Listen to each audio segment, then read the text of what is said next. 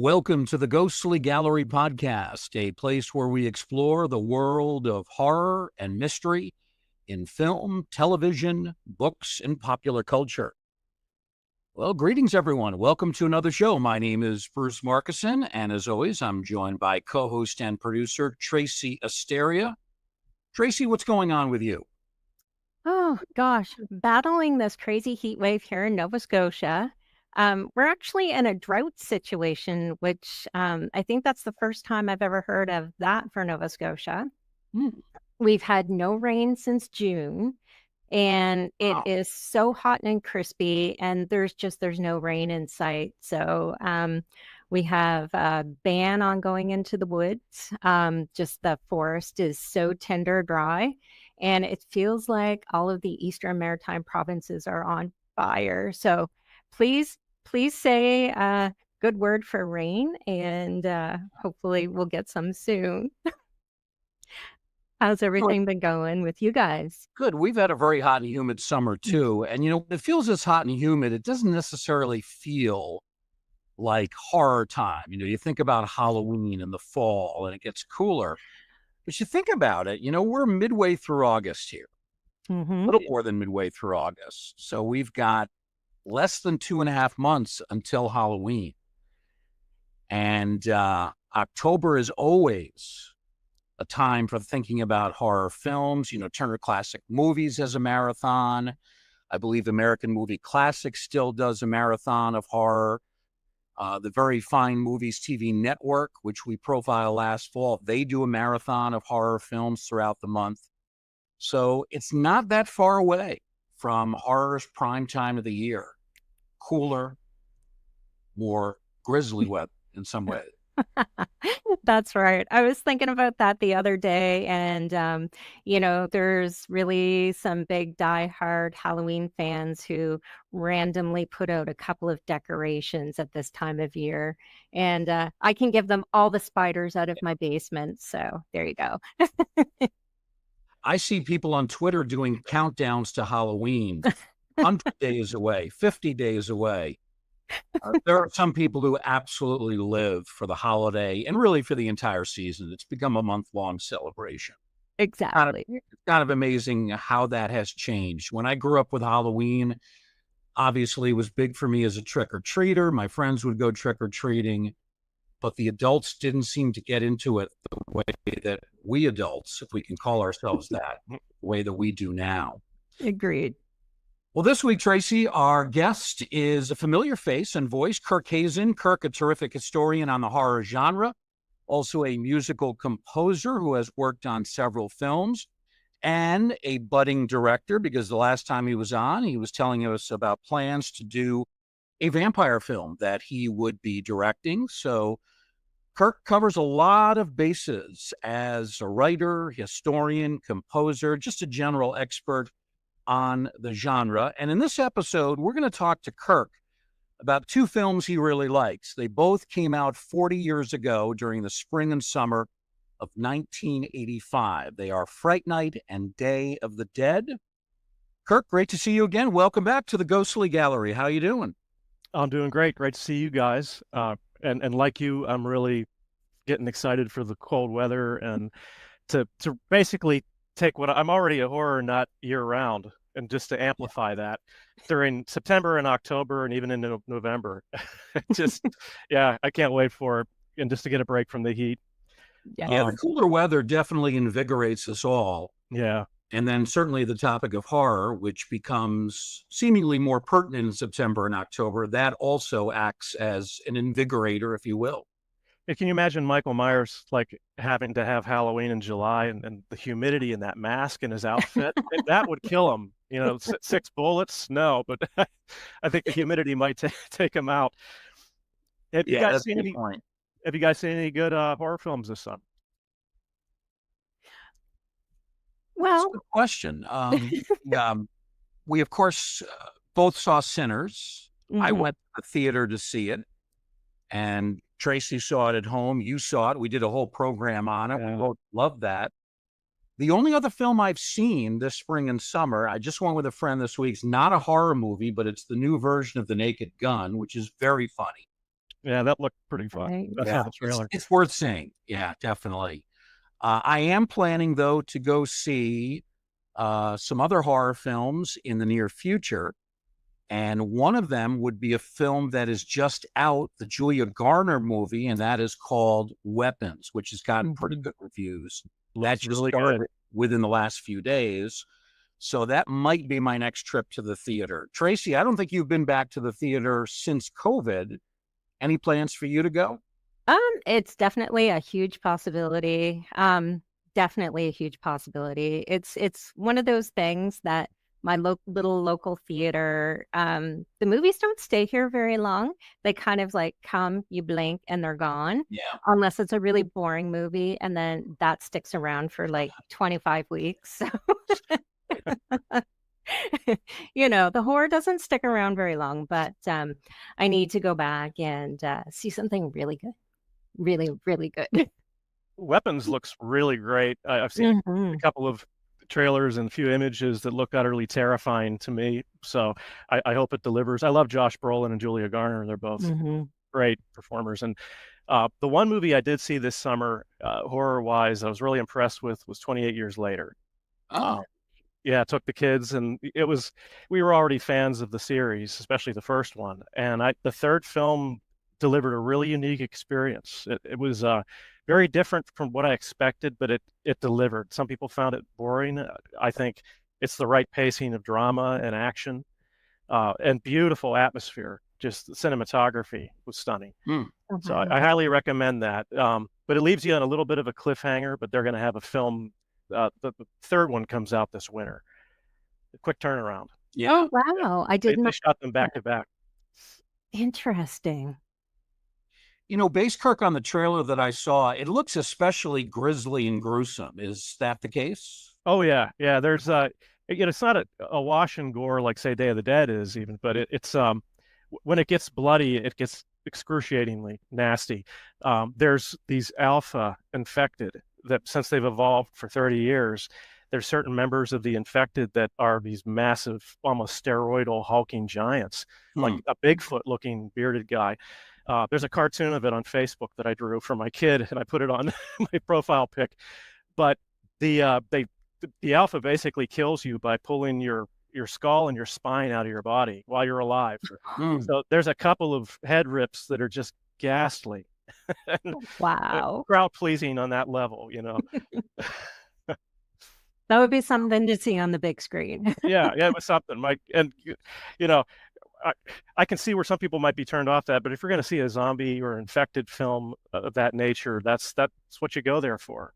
Yeah. But it also delivers a great story with a lot of emotion. I was impressed with that aspect too. Kirk, among the three films in the series, where does this one rank? I'd say right behind the first one. The first Yeah. one's always going to be my favorite. The second one's quite good, but I think this third one actually kind of resets it back to something more powerful and emotional and humanistic in a way. Yeah.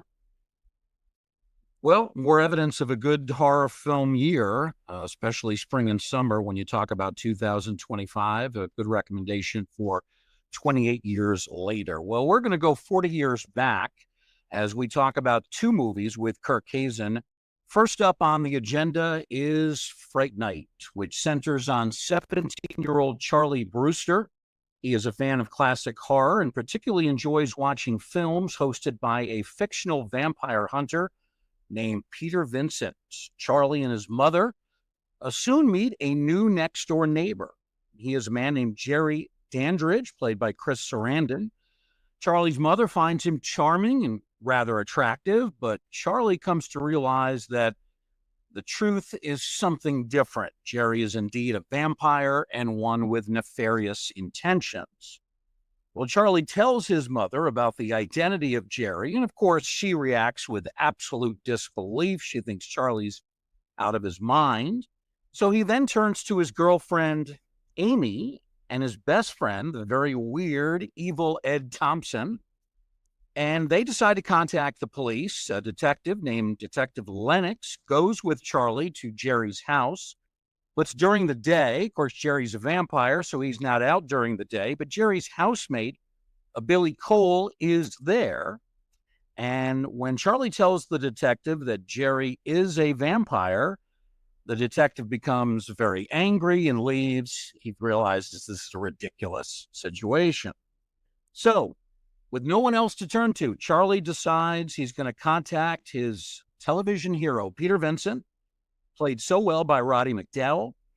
And at first, Peter Vincent reacts with disbelief, like just about everybody else, but is then convinced by Amy to go along with Charlie and go through the charade of being a vampire hunter, conduct an investigation into Jerry the vampire, and then tell Charlie that Jerry is not a vampire at all. And Amy is hoping that if Peter Vincent is able to do that convincingly, she can get Charlie off this vampire kick.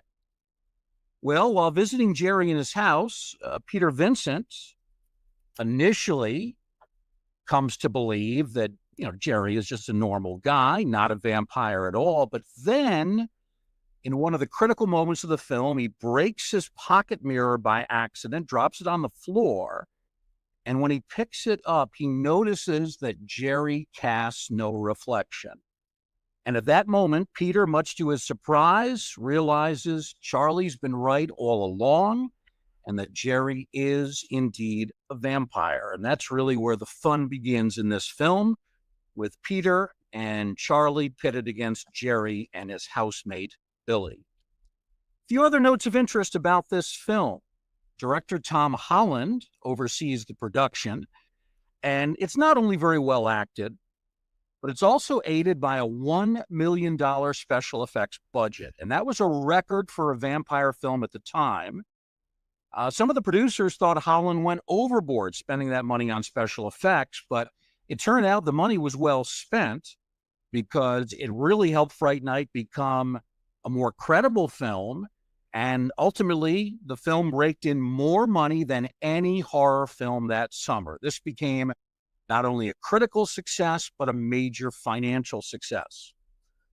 In fact, you look at Fright Night, it was the most successful horror film in the summer of '85, despite a lack of promotion and publicity.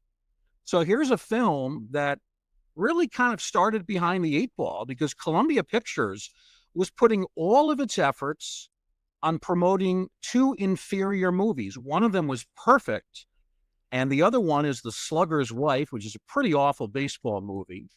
They put all their efforts into promoting that, and still Fright Night generated more money than all the other horror films and generated more money, I believe, than Perfect and The Slugger's Wife. So it became a huge hit. Did exceptionally well for Columbia Pictures. So that's a little bit of background information on Fright Night, coming out 40 years ago. Kirk, tell us about the first time that you had a chance to see the film. Was it in theater? Was it on television, cable? And what was your initial reaction to it? Well, it's definitely one of my favorite going to the movie stories. I really wanted to see it badly. I had been reading Fangoria magazine for months, and they were slowly doling out cover stories and articles on the effects. Then I saw the trailer, and I had to go see it. So my mom said, well, I'll take your sister to see a movie, and you can go check it out. And so we went, and they went to see Back to the Future. That was the first time they had ever seen it, and that had just been released, I think, a few weeks prior. And I saw Fright Night, and we both came out, all of us came out raving about our respective films that we saw. But I think I got the better deal, frankly. I loved it. I think right off the bat, it appealed to the horror fan in me. Charlie's kind of a protagonist, like any horror fan, especially a male horror fan who likes vampire babes and reads Fangoria and stuff. Charlie's a real deal, as is Ed. And the movie spoke to me in that regard. Having Roddy McDowall play Peter Vincent, a horror host. I grew up on Chiller Theater with Bill Cardille in Pittsburgh. So there were so many things working for it that just made it an instant favorite. It really grabbed me. Even little in-jokes, like there's one scene where Charlie, right before he falls asleep and he sees Peter with the girl in the window, he's eating popcorn and there's Children Shouldn't Play with Dead Things on TV. you know, which I love that movie. So I was like, okay, the guy who made this movie and wrote and directed it, he's one of us. I really felt strongly. I was excited to see what he would go on to do. Well, those are all good reasons. I would agree with all of them. I think for me, the two biggest factors that made me like this movie, I didn't see it in the theater. I first saw it on cable. I would have loved to have seen it on a big screen. I'm sure it would have been even better. But for me, the two big X factors that made it really, really good, the portrayal of the vampire, the special effects were just about as good as anything I'd seen.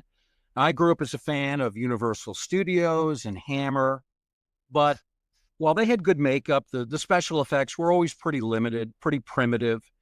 Here we saw not only great makeup, but tremendous transformations, tremendous special effects in the way that the Sarandon vampire character was portrayed. And then I also happen to be a huge fan of Roddy McDowall, and I thought his character was great. How he transformed from being really this wimpy guy who didn't believe any of the stuff he said on television.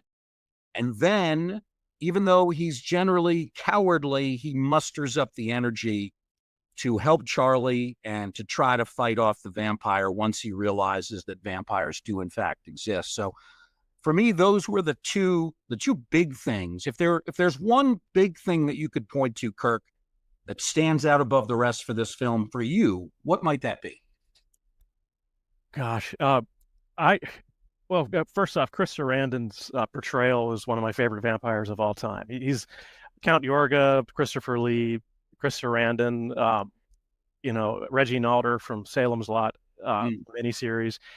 Yeah, I think Sarandon stands out in such a cool anti-hero, charming, almost admirable way. He's the coolest guy in the movie. But I would agree with you, Roddy McDowall. I had been a fan since I was a kid, and Planet of the Apes. I mean, he just showed up so many places. He's so likable, even when he's a bad guy. He's likable, like on Night Gallery or Twilight Zone.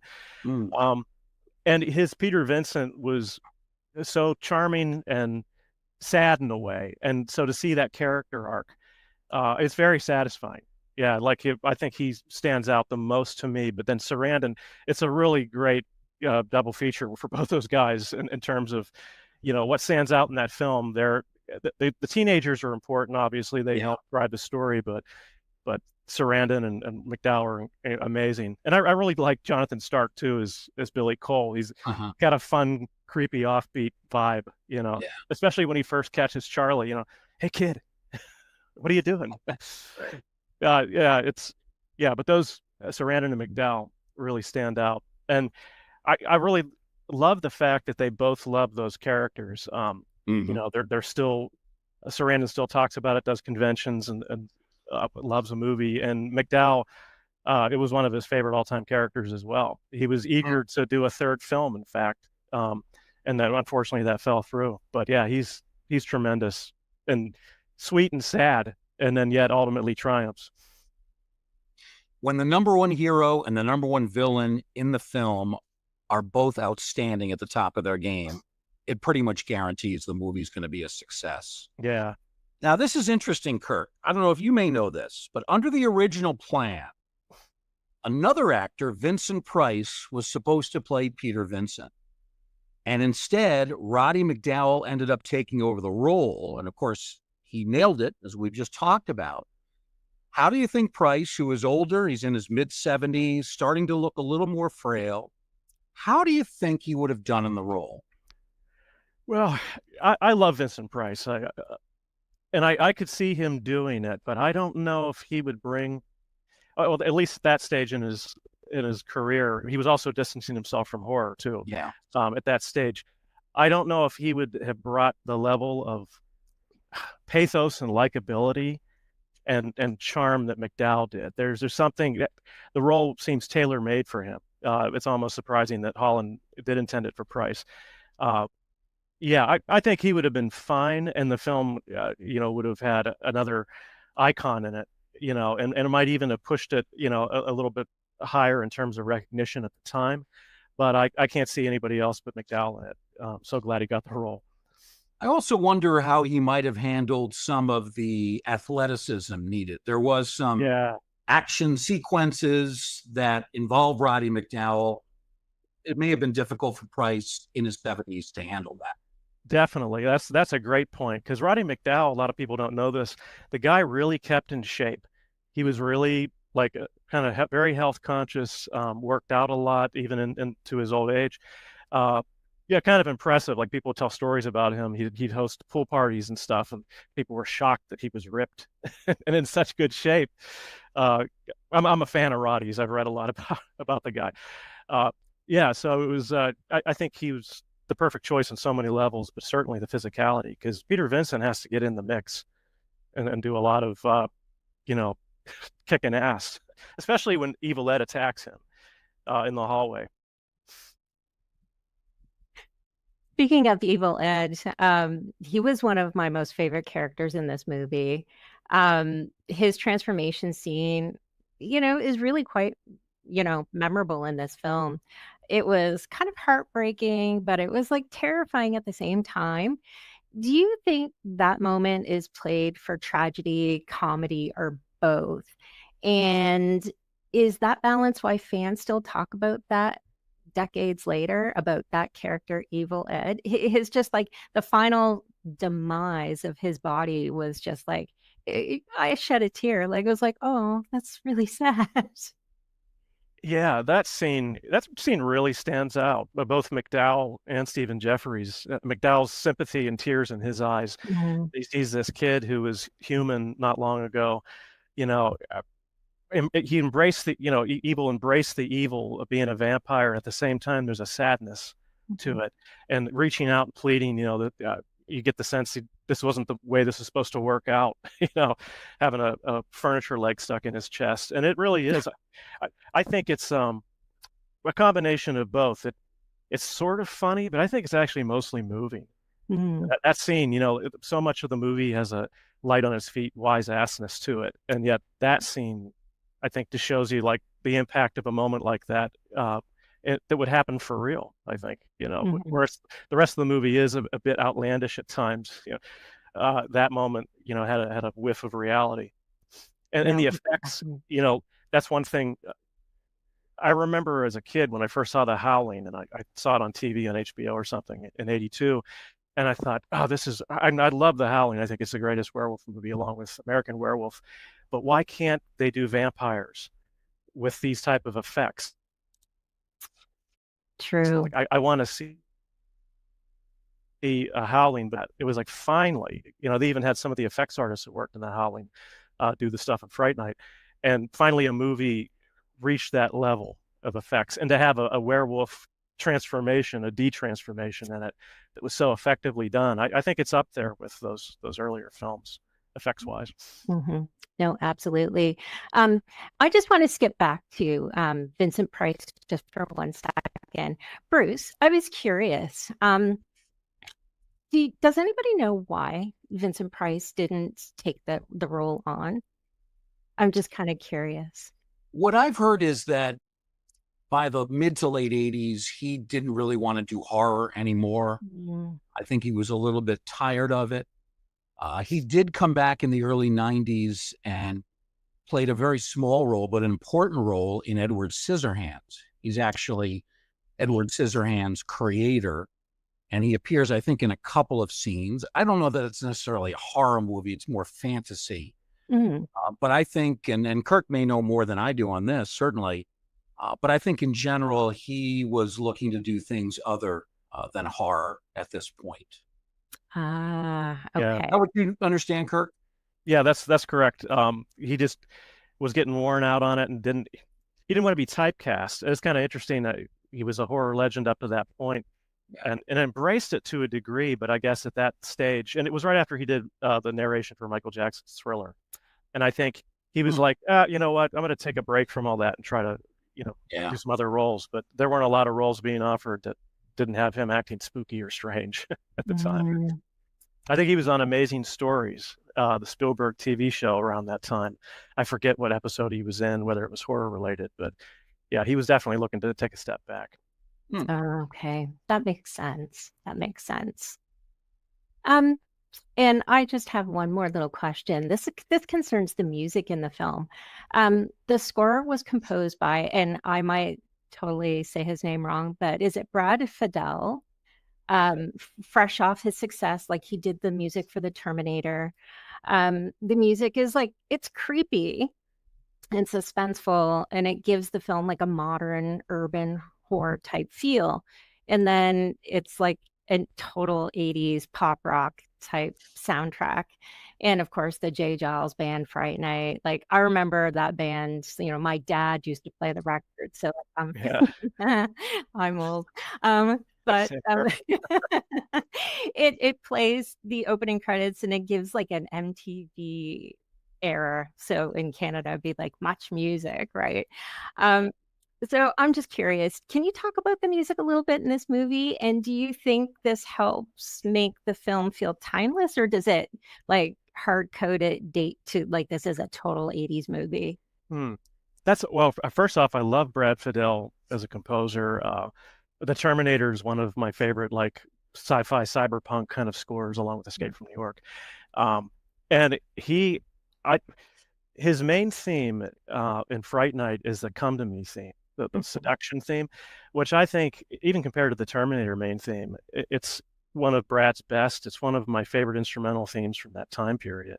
It's haunting, beautiful, and seductive, and it's everything. You have that beautiful electric violin, it's kind of pretending to be a guitar in it. It's just spot on. And anytime that theme comes up in the movie, you really feel it. I get goosebumps just thinking about it right now. And so I think his score really pushes the movie to the next level. And the score, I think, is timeless. I don't see any problem with that. And actually, one of the delights of Fright Night and a lot of movies from that time is that it is dated, like in the nightclub scene with all those great 80s songs. Right. And none of them are 80s hits, but each one of those songs is memorable. I love like the whole nightclub scene is one of my favorite bits in the movie, which ironically Terminator has a nightclub scene, where you have your bad guy enter the nightclub. That's right. Dramatically, and so does Jerry Dandrige when he enters in with that cool sweater, and he's there to get Amy, and it's so good, and that music just supports all of that, and it gives you a sense of the time period. I remember when I started getting a little older, going to clubs like that as a late teens and stuff, and them playing that kind of music and those kind of fashions. So at least with the original score, I think that's timeless. But I'm actually delighted that it has those other songs in it, especially in that nightclub scene, because the timing of the cuts and the way he's dancing with her and just all of that. The moment the song changes when Charlie goes to punch him and he grabs his fist, it's not very nice, Charlie. And it turns into a rock song at that moment. It's wonderful. I love the soundtrack. I have it on CD. Oh, do you really? Yeah. And I used to have it on cassette back when I went out and bought it at Camelot Music after seeing the film. So I had the cassette somewhere. Oh, awesome. Have you ever seen the actual vinyl? I saw pictures online of the actual vinyl and the jacket and just all the cover art that's like inside that pertains to the movie. Oh, I missed that one. It looks wonderful. I don't even know if like you can buy it on eBay or something, but it looks absolutely stunning. I'll have to look that one up. Yeah, because I do get vinyl occasionally, but it's getting expensive. Yes. But yeah, it's Fright Night 2 it's a snapshot in time, but it's a really good one. Some 80s movies. I'll give you an example, like Lost Boys. I really like Lost Boys a lot. I like Fright Night a lot more. Joel Schumacher, some of the stuff he chooses to focus on in Lost Boys is just kind of amusing to me. And a lot of people like the sweaty big saxophone guy, that dude. But I remember as a teenager watching him, like, why in God's green earth is the director focusing on this guy? Get to the story.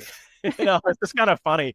The stuff that dates 80s, but a lot of people love it too, so it is subjective. Yeah. No. Oh, that's awesome. Thank you. You're welcome. Kirk, you mentioned the scene in the nightclub where Jerry seduces Amy, and she is played by an actress who's become pretty famous, Amanda Bearse, who shortly thereafter would go on to star in Married with Children. And I used to watch Married with Children when it was originally on Fox. She plays the character of Marcy Darcy, who is repeatedly insulted by Al Bundy, called a chicken, and, compared to, various foul birds. I guess they hated each other on the show, and they didn't really like each other in real life. I could see when I that. watched Fright Night and I see Amanda Bearse in that role, she does a fine job, but I can't get Marcy Darcy out of my mind. I feel lucky that I saw her before Married with Children, because I remember really liking her in the role. She's a sweetheart, and of course her transformation was impressive to me as a 14-year-old boy, especially when she gets the gigantic scary teeth. But yeah, when she showed up in Married with Children, I thought, oh wow, there's Amy. And then she seemed so much older by that point, because she was playing a housewife and her hair was shorter. And, oh yeah, very different character. I know a couple people who've met her at conventions and say she's just the nicest person, right? Like this incredibly sweet person. Here's another theoretical point I want to bring up. The original ending had Peter Vincent turning into a vampire as he returns to host Fright Night. How do you think that might have played? I have to say, for me, I probably wouldn't have been satisfied with that. I do like that Peter, I love the way it ends, and the little wink Peter gives Charlie, and all that. I think it would probably been over the top. And it makes me wonder, did Tom Holland think, well, I'll do a little bit of a Howling thing because of Dee Wallace's transformation at the end of that? It could have worked, or maybe if they'd have done it where, you don't know Peter's a vampire quite yet, and Charlie's watching the show, and then, during the fade out, Peter winks and his eyes go red. That might be kind of cool. But I like it as is. I really like the way they wrapped it up. And to have that, at the very end with Evil Ed's eyes in the window and "You're so cool, Brewster." It's just the perfect, pop horror kind of ending for the time. When I look at this film, for me, with some of its gothic backdrops, including that old house, some seedy back alleys that we see, it's a film, it takes on the feel of an earlier movie, old-fashioned horror in some ways, but it's got the updated special effects and makeup that are more emblematic of the 1980s. So I kind of see it as almost a meeting of two eras. The 70s meets the 80s, and that makes me like the film more. Do you agree or disagree with that assessment? I may be totally off base. Oh, no, I could not agree with you more. That's exactly how I feel about it. It's I know that Holland's been interviewed talking about like the Hammer influence, and I think especially with the Gothic stuff, with a lot of the tropes that they use, the inviting in, and even having a pencil be like a stake, and all the little holy water, the test, which is a fantastic scene when they test them with the holy water.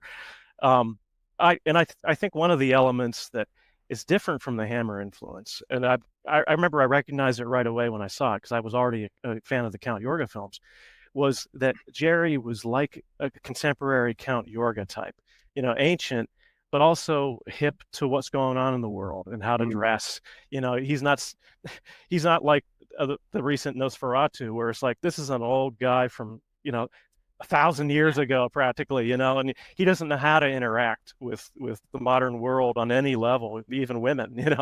He's just what he is. He's a creature. Yeah, that's a good point. Whereas Count Yorga and Jerry Dandrige, they're evolved. Yeah, they're sarcastic and smartass. There's that winking sense of humor, and the sense too that those are two vampires that I actually like, even though they are bad. I like them. I like their characters. You almost root for them in a way. I always joke around with Fright Night in the sense that you could look at it like a vampire trying to live his best life is bothered by this meddlesome teenager that lives next door who keeps messing his day and night up. It's just turning those tables a little bit. Sometimes, the teenagers, they kind of were annoying. Yeah. It's like, except, he is going around draining women and decapitating them and stuff. So yeah, he has to be stopped. But there is an element of that Yorga-esque admiration that I think, at least I felt it a little bit. Maybe that's weird, but yeah, I like Jerry, even though, he had to go. Yeah. Well, both Chris Sarandon and the late Robert Quarry, handsome actors, and they, as you say, were hip to what was going on in contemporary society. But then when they show their true vampire colors, they really become very, very vicious. Kirk, I'm curious, does this film have any discernible flaw at all that you see? Oh, geez. Yeah, that's tough. You know, uh, my son Henry and I watched it last year, and we we both really love great cinematography and lighting. It's something we key into, and there is great cinematography in Fright Night, but occasionally some scenes are overlit, and some of the actors are made up a little too much. It's such a small nitpick. Mhm. You know, it's hard to find a flaw to it because it's just such an expertly crafted screenplay that just keeps moving and keeps entertaining you. Yeah, so I really, yeah, it's kind of flawless, especially for its time too, putting it into that perspective. All right, Kirk, if you would give us a final assessment of Fright Night and a rating of somewhere from 1 to 5 stars. Well, I think it's one of the best horror movies of the '80s, one of the best horror comedies. And it belongs to that echelon of films like Night of the Creeps and Vamp and The Howling and American Werewolf in London that I just think are timeless entertainments and great monster movies, period. But the humor, like the Howling started all of that, I think, with its satire and Yeah. its dry, dark humor. And then once you get to the mid '80s, I think Fright Night, it kind of expanded that to get bigger laughs, and there was less subtext maybe, but a lot more laughs. And I'd have to say, last time I rated what was it, Race with the Devil, and I thought maybe I gave it 1 extra star too much. I love it, but I thought, what was it, 4 or 4.5? That's a lot. So I'm just going to say for Fright Night, I almost want to go 5 stars, but I'm just going to say for Fright Night Four because stars. it's not The Shining. It's not up to that level for me, but it is a classic. All right, 100%. 4 stars for Fright Nights. That's a very good rating for that classic film. Tracy, what do you think?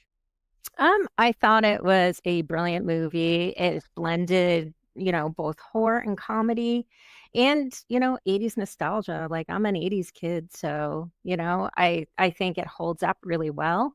It balances scares and humor. I mean, great performances. I love Chris Sarandon. He was impeccable as the vampire, just so suave and sophisticated, but darn creepy at the same time. Yeah. Very sinister. Great script, great direction, awesome practical effects.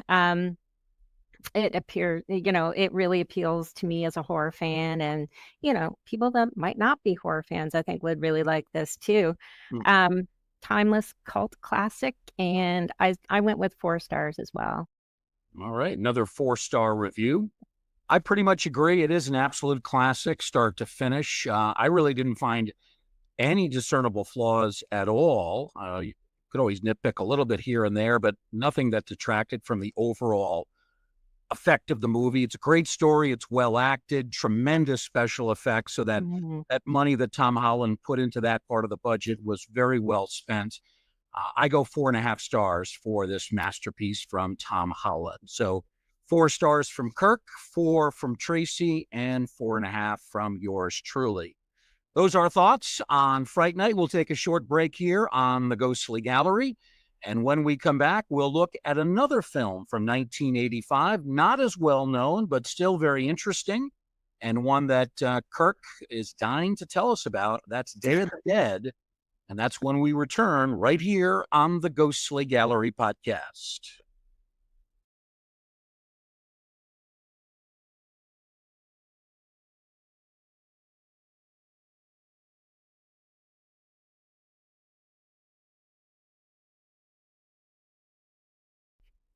Welcome back to the Ghostly Gallery podcast. And in our second segment, we take a look at another film from 1985.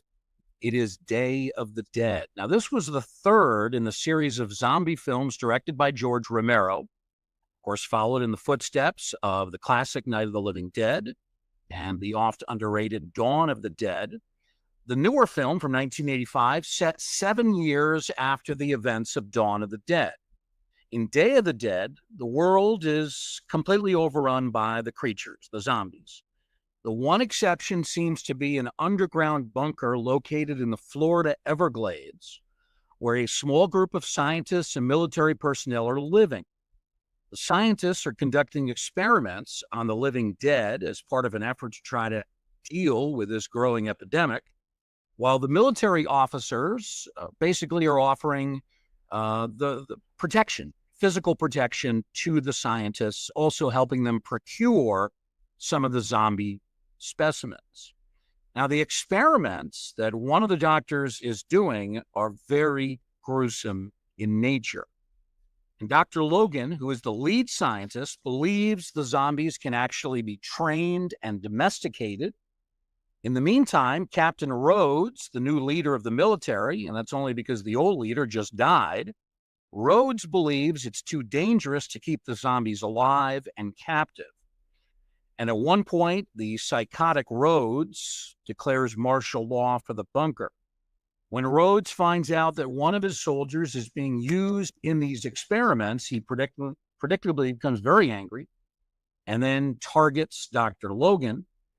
And then not too long after that, the zombies begin to break into the underground bunker, and the situation turns from bad to worse.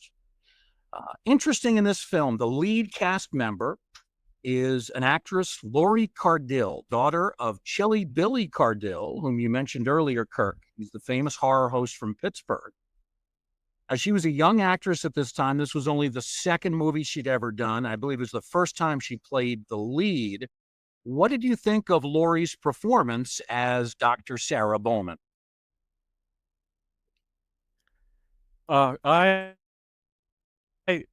So I saw this one not long after Fright Night, another movie at 14 that exceeded my expectations, and I kind of developed a crush on her character for a number of years.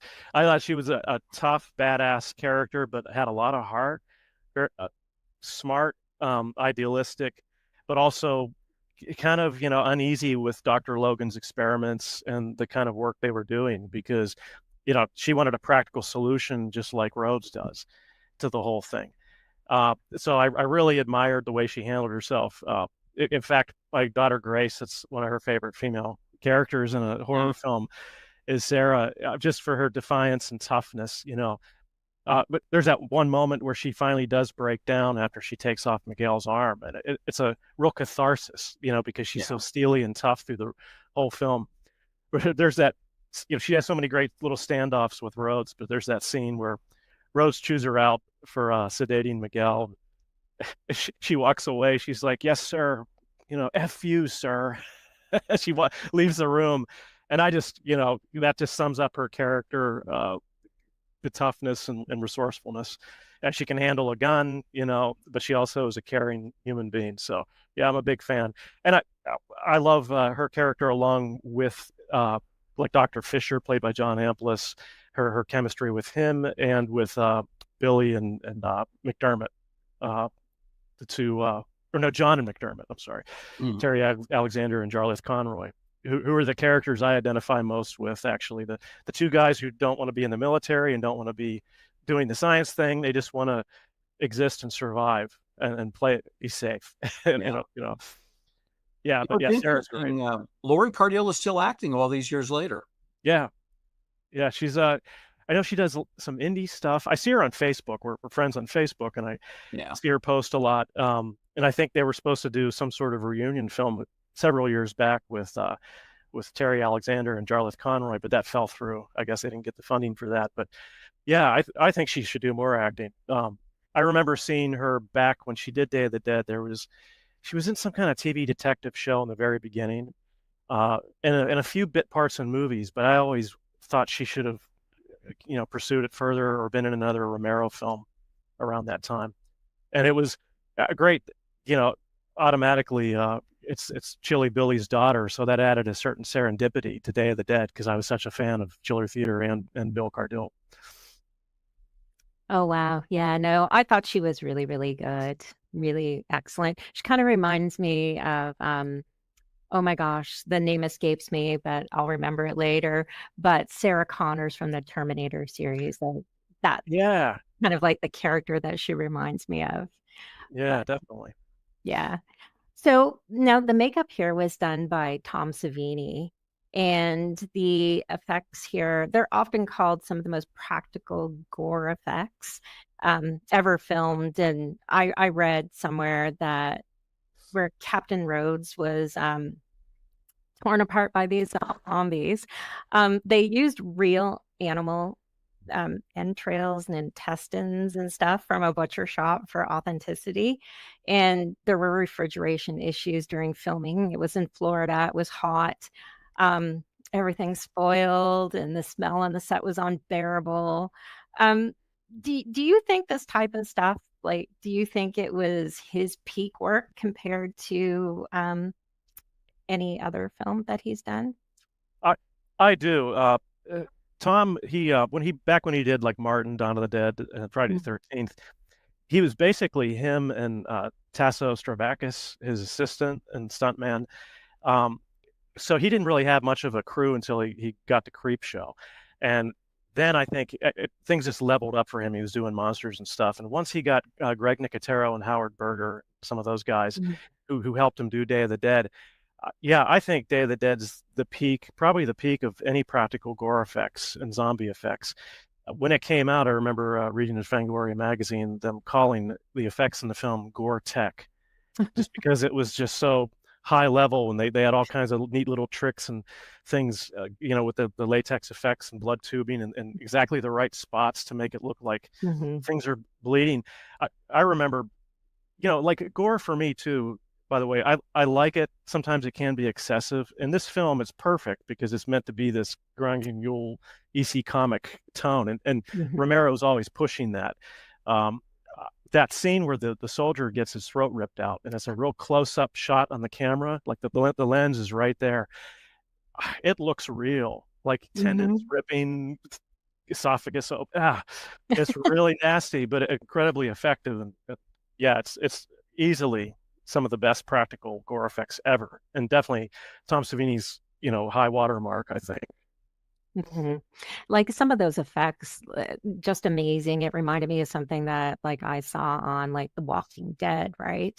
Yeah. And The Walking Dead is so modern, and this one is like 40 years old. So it's like it looked the same to me. So like that says something 40 years later. Like Yeah, absolutely. like that bit where Tasso gets his head ripped off. He plays Taurus character. That it's one of those things that is horrific. It, like, as his vocal cords are stretching, his scream is getting higher pitched. But it's the kind of thing that Romero and Savini put in there to almost get a laugh tue. It's so nasty. Like Rick getting his face torn up, that you almost have to cringe and laugh at the same time. It's like the perfect, just like Dawn of the Dead was with, the chopper zombie getting the top of his head cut off. It's EC comic gore in the best sense, fun and nasty and right there. No, absolutely. Let me see here. So the film's pacing is a little bit slower than Night of the Living Dead or Dawn of the Dead. Do you think that slower buildup makes for the final act a little more impactful? Yeah. I love the pacing of the film because it really builds the characters and the atmosphere down in that mine and the claustrophobia. I know that's tough for some people. I know some people say that about Escape from New York, like, oh, it's just such a depressing film. Well, for me, I just love every noirish second of it. And I think Day of the Dead is a noir type of film in its own way with this atmosphere. And it does pick up considerable speed in that third act. After Rhodes chews everybody out, what the F is wrong with you people? Once that happens, you're off at the races. The stuff that happens prior, like one of my favorite scenes in the film is when John is talking to Sarah and Billy. They're drinking wine or something out in their neat little tropical paradise that they made for themselves with the mobile home. I love that scene. A lot of great philosophical, weighty stuff there that Romero's getting at. But I know, I was a different 14-year-old at the time when I saw it. I took that in. I'm like, wow, that's really great. But some people, I know the film gets kind of slow for them at that point. And it does have, it shows kind of the best and worst of humanity. but we see an awful lot of the worst side of it with some of the military guys. Not all of them, but a few of them. And, yeah, it's that conflict between them. When the first time I saw it, I was totally on the scientist side and all that stuff. Watching it enough, you can see why Rhodes is pissed off. And you can understand why there's a sense of, what are we doing here? My men keep dying. You guys are still here. You've lost one man, I've lost five. But he's still a fascist son of a bitch. He's still not a, in the end, he got worn down, I think. I don't know what kind of person he was prior to all that. But that's exactly the kind of guy you don't want pulling a coup, a military fascist coup on them. They should have just disbanded. The military should have said, we're out of here, bye. Instead he wanted to turn into dictatorship, and then, threatening Sarah with rape and those things that they, the connotations there. That was pretty dingy and depressing view of humanity, at least from their point of view. Yeah, I think his reasoning for being against the doctors, and they called the doctor Frankenstein, that was kind of a derogatory nickname. His reasoning for not agreeing with the doctor, I think, made sense. The idea that you could domesticate these things is absolutely crazy. Yeah. But then Rhodes he's a maniac. Yeah. He's a vicious maniac. At one point he tells one of his guys to shoot Dr. Sarah simply because she wouldn't sit down. Yeah. And, that was almost going to lead to bloodshed right there while they were having a meeting. I mean, the guy was completely out of his mind. You familiar with that actor at all? Joe Pilato. Yeah. He was actually has a great scene in the Dawn of the Dead extended cut. It was his first film. And he plays the main bad guy at the docks when they're fueling up the chopper and getting ready to leave Philadelphia. Yeah. He shows up and holds him at gunpoint. What are you guys doing here? They end up working things out, but it's about a 5-minute scene where Joe's like in charge. And I almost look at him in that scene as Captain Rhodes. Like that's what Captain Rhodes was doing before, and then joined the military or something. He's excellent in that. And he was in he starred in a movie called Effects, which was directed by John Harrison, who did the score for Day of the Dead, which we should definitely get to in a minute. I think Joe's performance, it counterbalances Sarah's heartfelt, sincere performance. He's playing to the rafters, but brilliantly. I think Joe Pilato, some of his most quotable lines in the movie are his, and he just tears into that. Some people felt at the time they should have given him a Razzie, but I think he deserved a lot better than that. He was excellent. A great hissable villain. Yeah. Kirk, one of the things Day of the Dead does differently from the earlier films, it presents a zombie who is somewhat intelligent, relatively well-behaved. He's given the nickname of Bub. He's played by an actor, Sherman Howard. For some reason, the credits listed him as Howard Sherman. How they made that mistake, I don't know. But what do you think of this plot device to have a zombie somewhat sympathetic and with a lot of human qualities?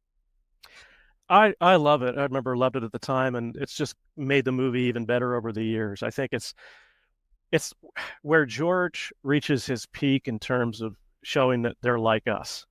Just like they had mentioned in Dawn of the Dead, they're us, that's all. I think Sherman Howard deserved awards for that performance. It is absolutely brilliant. When my kids watched it, my son Henry remarked how lovable Bub is, because the one thing Logan accomplishes is he does reach one of these creatures, that Bub isn't just some mindless, and maybe he's a bit more evolved than some of the other slabbering zombies who are, just want to eat flesh. Maybe there's something going on with Bub that makes him special, but the performance is great. And it is a ridiculous idea to try to domesticate them. You're never going to solve the crisis. You might as well just lock yourself in the mine and let them all rot away and come out 10 years later, which I think, I'd be thinking of doing something like that eventually. But I also think that Bub, in the end especially, becomes heroic in his own way, and especially the way he faces Rhodes down. They have Romero builds that scene where Bub's pointing the gun at Rhodes, and Rhodes is taken aback by that, and then pays that off so beautifully. makes Bub the Avenger. And I don't think, like, later on, Romero attended to some of those things in his other films, especially Land of the Dead with the Big Daddy or whatever, the big mechanic zombie. I felt like that wasn't as well done as Bub. All Big Daddy did to just like roar at other zombies and say, "Come on," whereas Yeah. Bub had nuance, and I think Sherman Howard brought that to the character. And it's a brilliant bit of casting and a great aspect of the film. I think it sets it apart. One of the things you mentioned is how dark and depressing the film is. Unlike a lot of horror films, which actually start out on an upbeat note, things are okay, and then they degrade. This situation starts out pretty bad and then only gets progressively worse.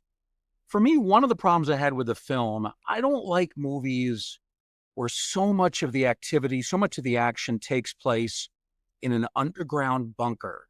It's hard to have atmosphere. It's hard to create backdrops that are anything but almost bland and antiseptic in some ways. I would have liked to have seen more of the film take place above ground in sunny Florida. I thought that might have been interesting. You agree or disagree? It would have been cool maybe if they'd have had a bit more at the beginning of them exploring Fort Myers and that whole scene where they're looking for survivors. I would have liked that. For me, well, part of it is autobiographical. I grew up about 6 miles from Wampum Industrial Facility. They call it Wampum Underground now, but that's where they filmed the bulk of the movie. All the underground scenes are shot in Wampum, PA. And I tried to get on the set of the movie while it was being made, but I was too young. I was 13, just turned 14 when they started shooting, and for insurance reasons, I couldn't get on the set. I knew some people who were like older people that were going to be zombies and stuff. It was such a letdown. But later, I ended up going to that mine. A friend of mine had a boat stored in there, and it's very atmospheric. A lot of it's painted white now. But I think actually for me, I would disagree mildly. For me, the atmosphere, I like that. It puts you into the character's atmosphere of hiding out in this dingy place because it's really the only safe place that can do these experiments. And I think credit to Mike Gornick for shooting it, giving it a certain vibe, a dark, dingy vibe, but I still think it's beautifully shot in a weird way. I know it doesn't seem like it, but for me, it really works well. And there's those scenes like where they're driving to John and Billy's little hideaway, and they're in those carts, because that's what you do when you go down to those mines. You get in those golf carts and drive. It's 14 miles of tunnels. Amazing place, actually. And as they're driving through there, the music's playing and they're showing bats go by. I think they might have been animated, but they're really well done. Yeah, I love the atmosphere, but then I'm also like an amateur spelunker. Like I've been into cave exploring and stuff like that all my life, and so yeah, that actually appeals to me. I wouldn't want to get stuck in a cave, but I like the vibe and atmosphere of mines and caves and exploring things like that. So yeah, from my point of view, I dig it.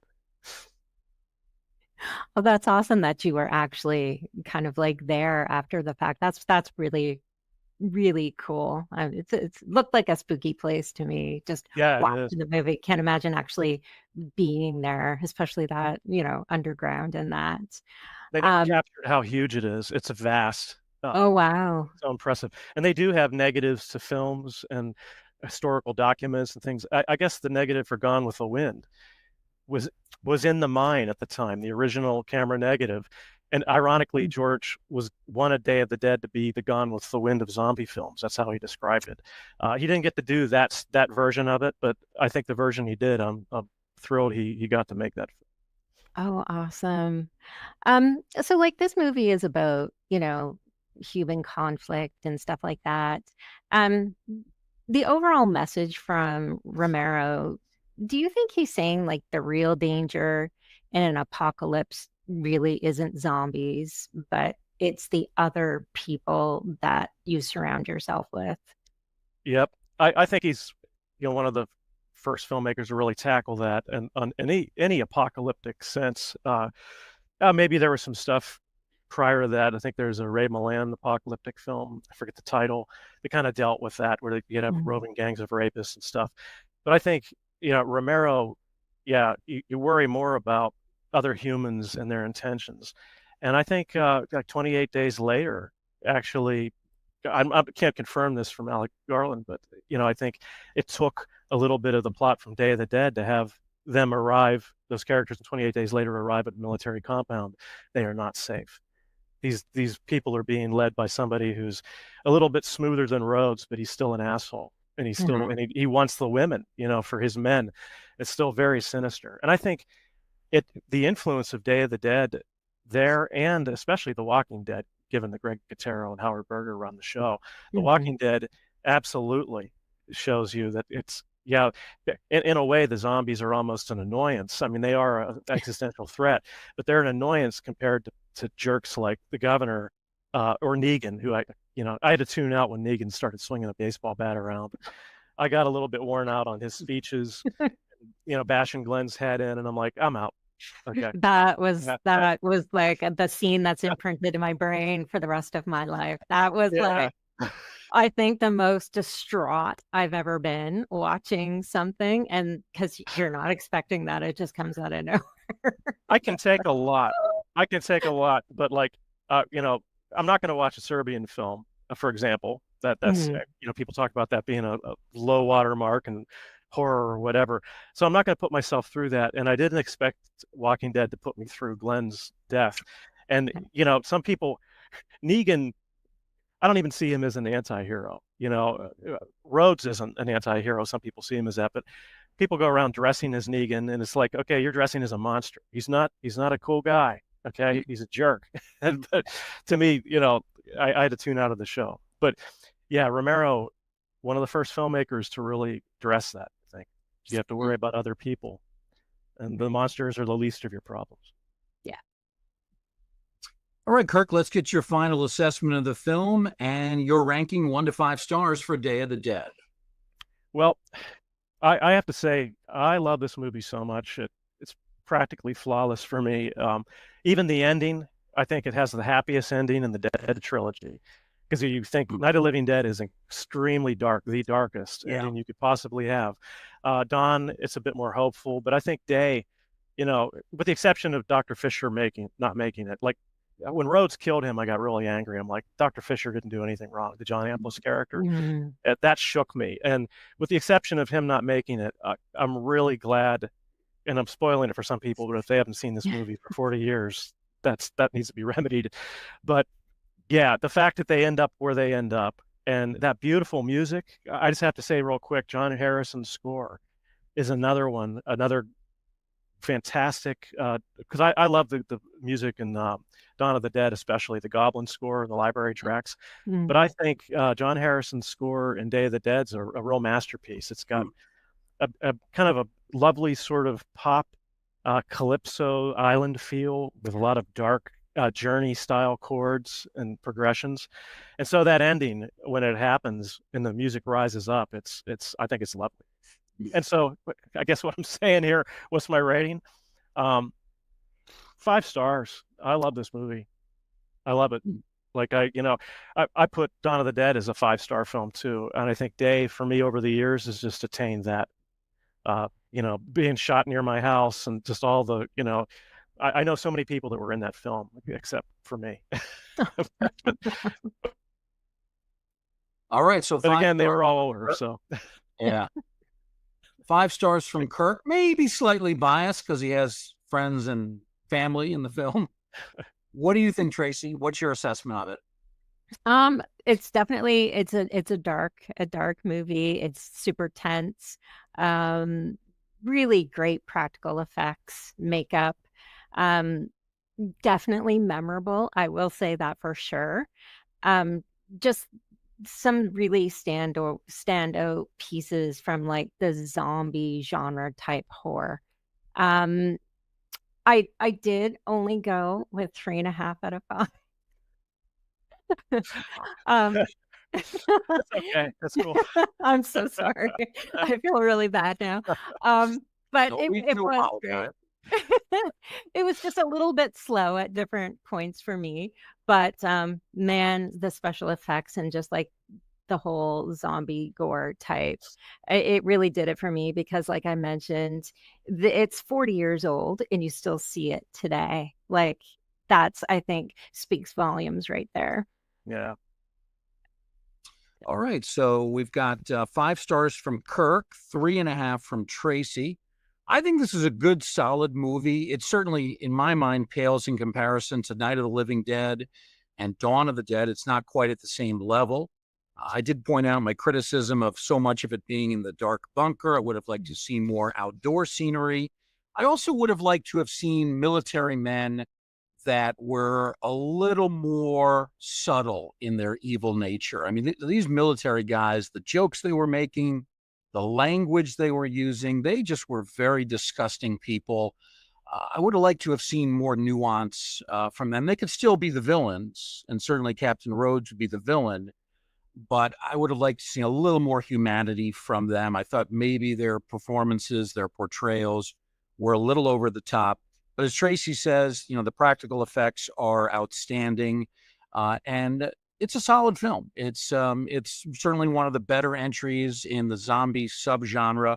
I'll give it 3 stars, a lot less than Kirk, but 3 stars is a good rating nonetheless. All right, as we get set to wrap up the show, Tracy, I know you have a couple of questions for Kirk, so fire away with those. Okay. So my question, it kind of pertains to both films that we talked about tonight. So when you rewatch these movies, do you think they've aged well in terms of like the story and the pacing and the effects? Or do you think they're more of just a time capsule of a point in time for the 80s? For me, they definitely age well. They are a time capsule too. Certainly, all the memories I have connected to them, and in Fright Night's case, like Day of the Dead doesn't look 80s at all. Really, there's no fashions other than maybe Sarah's high-waisted pants or something. I don't know, like, because so many pants are now lower or something. But then they're like tactical khakis.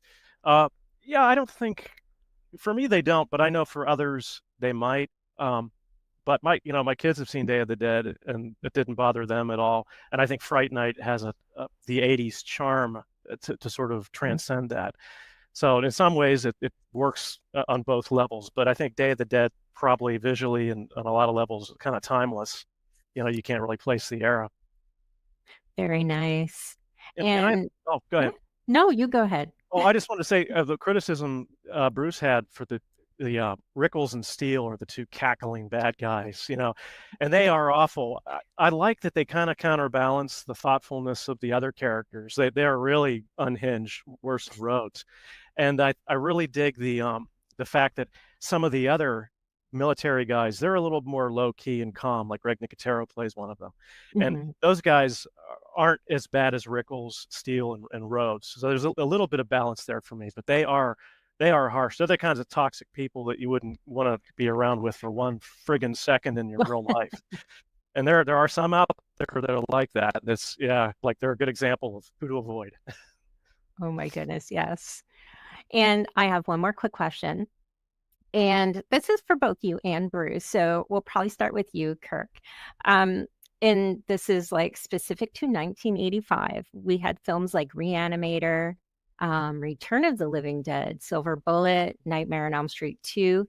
How do you think that Fright Night and Day of the Dead compare to the rest of that year's horror output? For me, I think they're the 2 standouts. I think they're better than those other films, but that was a good year. Like, I've never been as big a Reanimator fan as some of my friends. I like it. I prefer Day of the Dead much more. I remember those movies were kind of in competition for like, what's the goriest, what's the most crazy, radical, film at the time.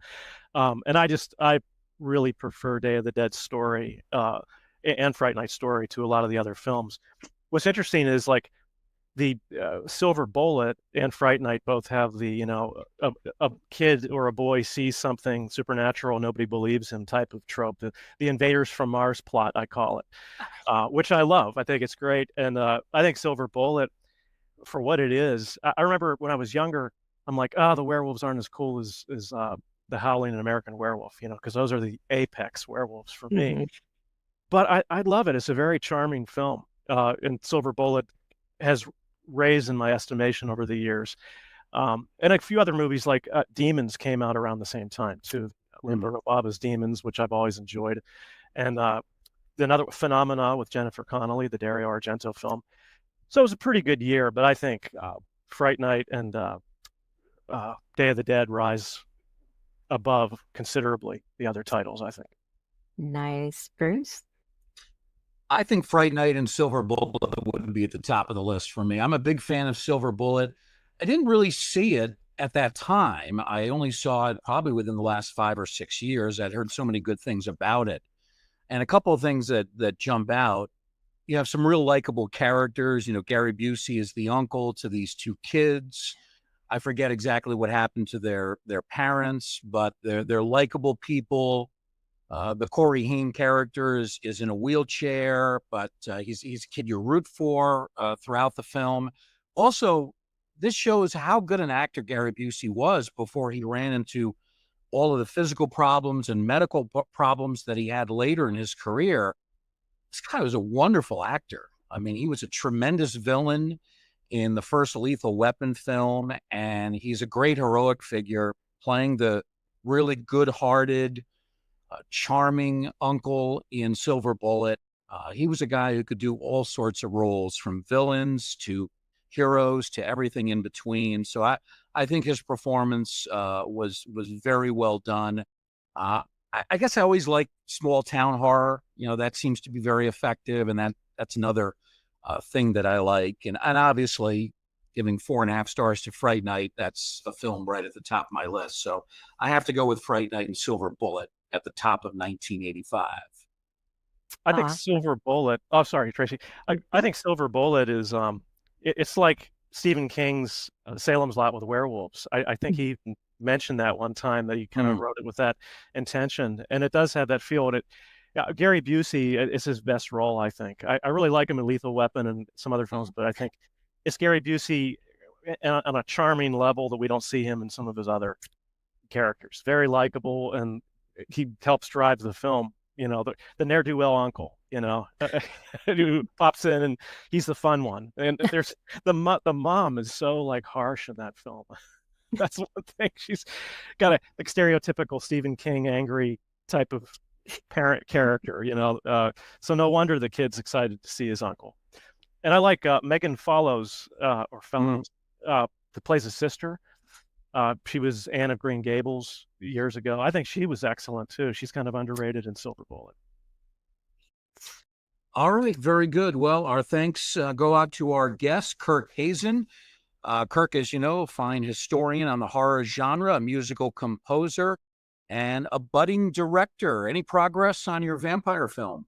Still at the script stage right now. I want to iron out all the kinks and make it as shootable as possible. Like when you're doing a low budget film, which this is definitely that, I'm trying to figure out ways to combine characters and trim things down, you know, and make it as lean as possible.